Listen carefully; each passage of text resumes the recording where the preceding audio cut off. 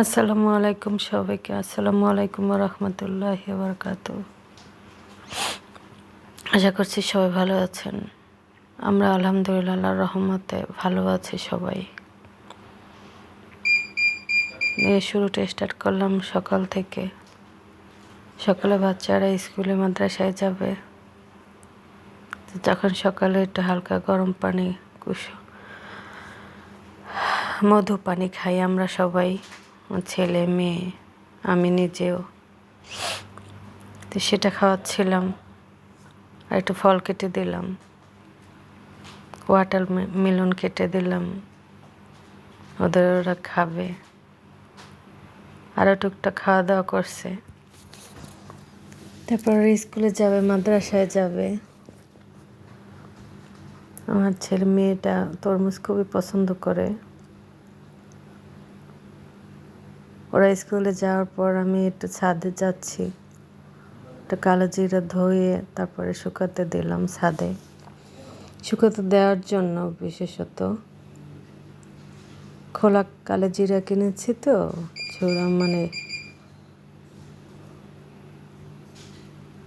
তো ধুয়ে একটু শুকিয়ে নিলে ভালো হয়। সকালে একটু কালো জিরাও খাই আমরা খালি পেটে।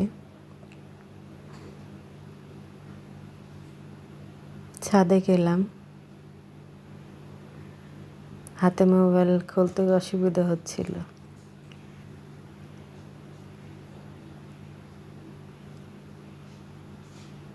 অনেক রোদ উঠছিল অনেক দিন বৃষ্টি হওয়ার পরে। তারপর মাঝে মধ্যে বৃষ্টি আসে বা মেঘ হয়ে যায় আকাশে। আজকে সকাল থেকে অনেক রোদ ছিল। কবুতর পালে, কবুতরগুলোর খোপে গেলাম ওদের একটু খাবার দেওয়ার জন্য। পানিটা নোংরা হয়ে গেছে, চেঞ্জ করে দেব। কবুতর বাচ্চাটা নিচে থাকেও পানির ভিতর দেখে গিয়ে বসে আছে, উঠতে পারছে না।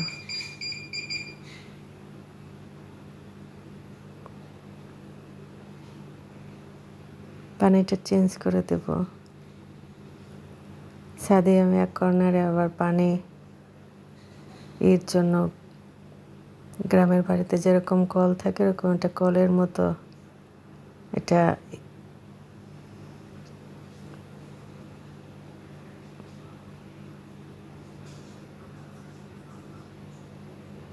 যাতে ধুতে বা কাজ করতে সুবিধা হয়, পানির ব্যবস্থা রাখছি ছাদেও।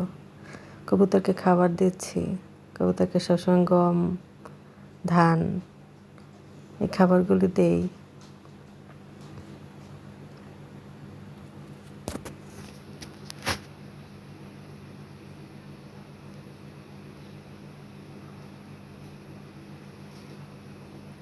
আমাকে দেখে ভয় পাচ্ছিল, কবুতরগুলো আসতে চায় না, আসে আবার চলে যায়। দূরে দাঁড়ালাম, তারপরও আসে না।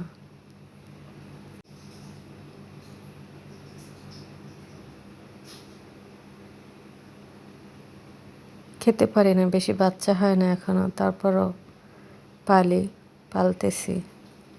দেখি কি হয়, বাচ্চাগুলো কেমন রোগা রোগা রোগা হয়। ওষুধও খাওয়ানো হয় নাই দীর্ঘদিন। তো ডাক্তার দেখাইছি, ডাক্তার দেখানো হয়েছে, ডাক্তারে ওষুধ দেবে।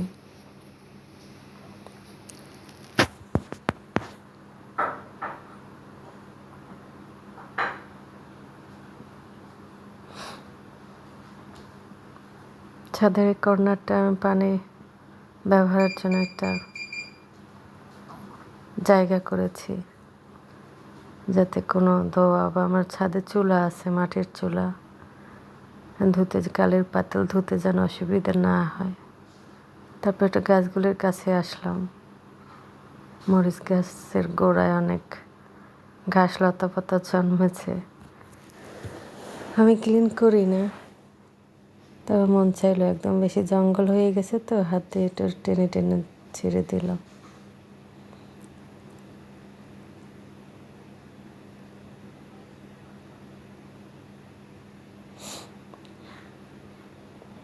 বেশি গাছ নাই, যত্ন নিতে পারি না, সময় দিতে পারি না, যার কারণে যে গাছগুলি একদম নিজেরা হয়ে থাকে এগুলোই গাছে থাকে বেশি। কবুতরের পানির খাবারের বলটা ভেজেই রাখলাম। গাছে সফেদা ধরছে অনেকগুলো, মাশাল্লাহ, লম্বা লম্বা। এটা কি থাই সফেদা বলে না কি বলে, না দুম্বা সফেদা, আমি শুনলাম, আর সঠিকটা জানি না। মাশাল্লাহ অনেকগুলোই ধরছে, অনেকগুলি ছোটও আছে, এখনো বড় হয় নাই সব। ড্রাগন গাছ আছে 2টা, তো মাশাল্লাহ অনেকগুলি ড্রাগন খাওয়া হয়েছে, এখনো আছে, পাকে নাই। আবারও ফুল ধরছে অনেকগুলি।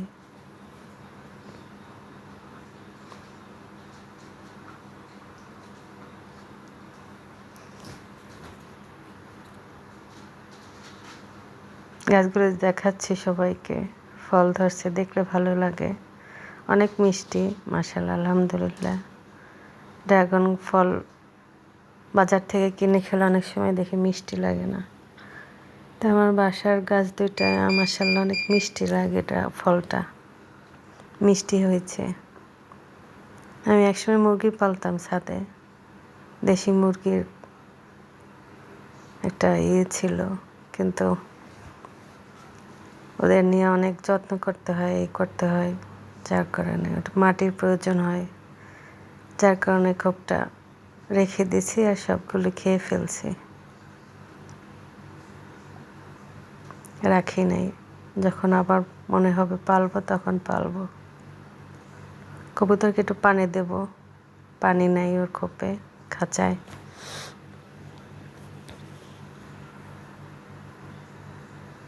পানি ভরতেও সময় লাগবে অনেক, পানির কলটা অনেক কম পরিমাণে পানি বের হয়, আসে ছাদে, তো পানির ফোর্সটা কম।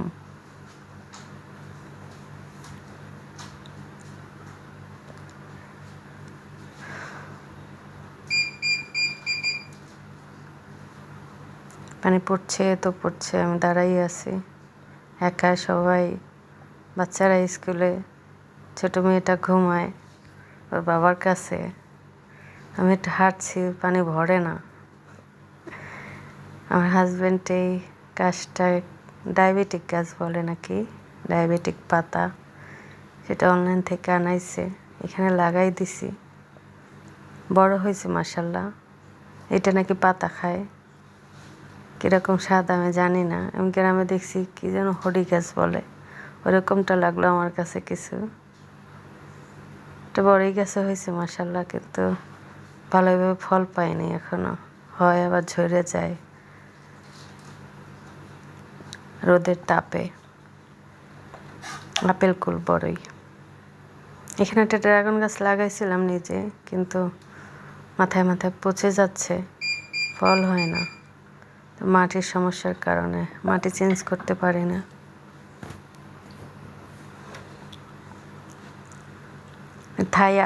থাই পাতা, লেমন গ্রাস, অ্যালোভেরা, এগুলি আমার ছাদে আছে, এগুলো সহজে মরে না, এই জন্য আমি যত্ন নিতে পারি না, তারপর ওগুলো হয় মাশাল্লাহ ভালো।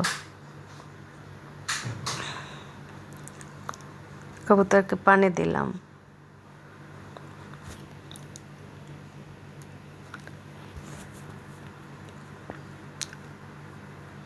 মাঝে মধ্যে নিজে করি, ভালো লাগে, যাই ছাদে সকালে,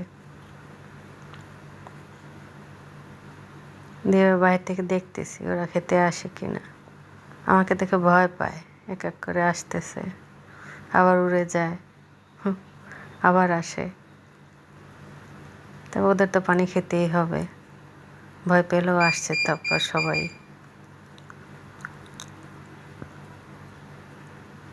আমি কিছুক্ষণ দাঁড়িয়ে দেখলাম।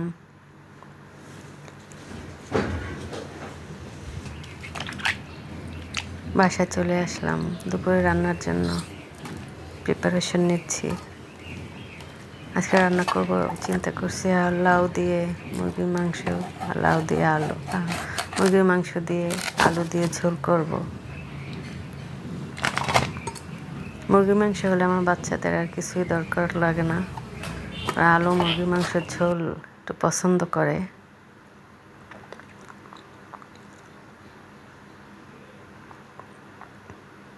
লাউটা কাটতে অসুবিধা হচ্ছিল, হাত থেকে পড়ে গেছে।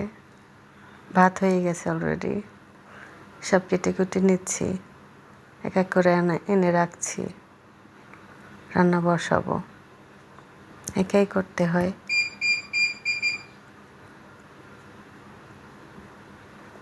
মুরগির মাংস অবশ্য আমার খোপে ছাদের আমি দেশি মুরগি পালতাম, ওইখান থেকে জবাই করছিলাম 2টা, ওইটাই খেয়ে ফেলতেছি। কারণ ওদের কষ্ট হয়, ওরা মারামারি করে, একজনের গা থেকে আর একজনে চামড়া ছিঁড়ে খায়। কারণ ওরা খোলা জায়গায় থাকতে অভ্যস্ত, তো এক জায়গায় আটকা জায়গায় থাকতে চায় না। তাই চিন্তা করলাম 2টা মারাও গেছে, তাই খেয়ে ফেলতেছি।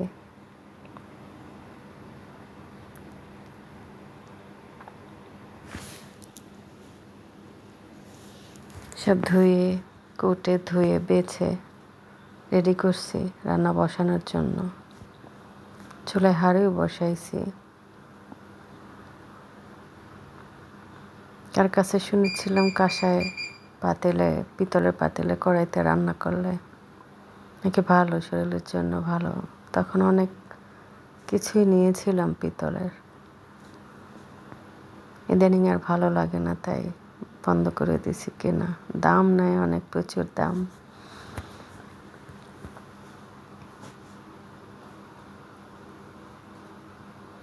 বলছে কাঁসা, কিন্তু আবার সবাই বলে পিতলটাকে কাঁসা বলে নাকি। মশলা নিলাম, গোটা মশলা সব একসাথে করে নিলাম।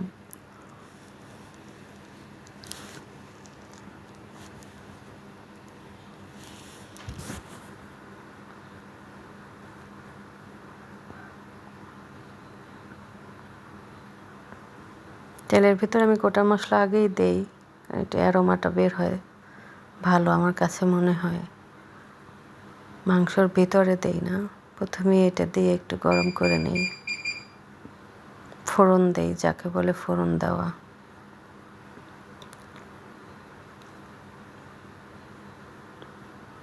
মশলা দিয়ে দিলাম, চিমনিটা ছাড়তে ভুলেই গেছিলাম।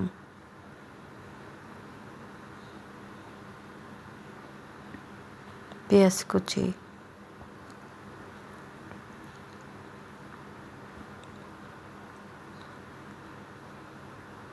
একটা দিছি পেঁয়াজ বাটা, একটাই দিলাম পেঁয়াজ কুচি করা।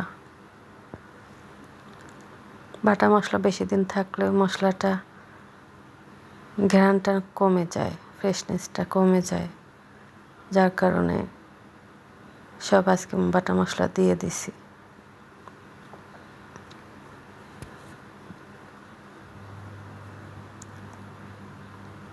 হলুদ, মরিচ, জিরার গুঁড়ি, ধনিয়ার গুঁড়ি, গরম মশলা ভালো করে নেড়েচেড়ে পানি দিলাম, একটু মশলা পুড়ে যাচ্ছে। চা করছিলাম, আমার ছেলে চা খুব পছন্দ করে, আমার হাজব্যান্ডও। আমি খেতে পারিনি এখনো।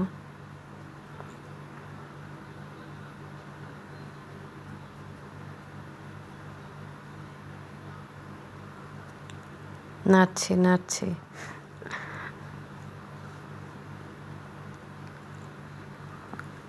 পিতলের বালতি কিনেছিলাম, পেটানো কাঁসা বলে, সেটাই পানি নিয়ে বৃষ্টির পানির জন্য আমি আলাদা ব্যবস্থা করছিলাম,